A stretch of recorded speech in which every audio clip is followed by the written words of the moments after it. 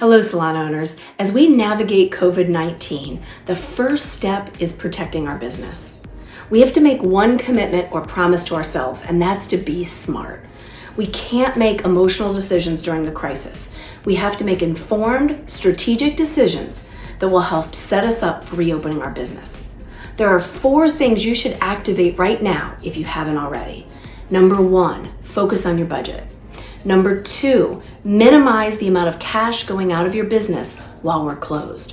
Number 3, evaluate your cash position. And number 4, identify the gap between where you need to be cash-wise to open and where you are today. So let's start by focusing on our budget. We need to know exactly where the money goes.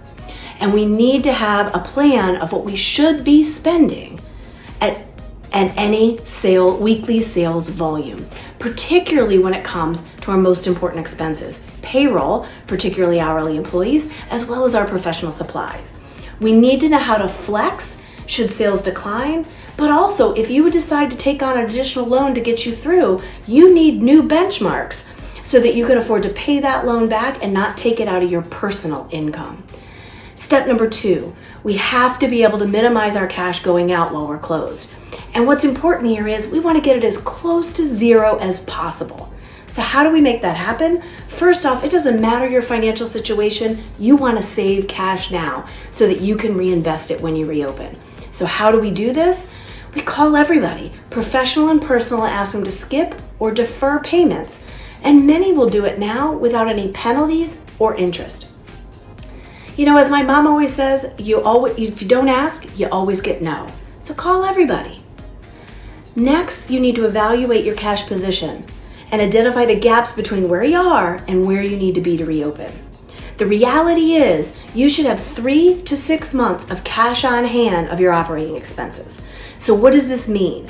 This means for the fixed cost that no matter what your sales are, you spend every month, you need 3 to 6 months to those in savings. Why? Well, for things just like now, right?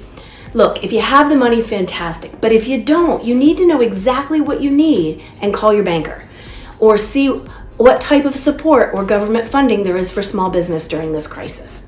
But the bottom line is you have to pay it back. So you have to know exactly what you need and don't take any more. Don't allow 100% of your future profits to be going back to paying back one of these loans. You've got to be smart.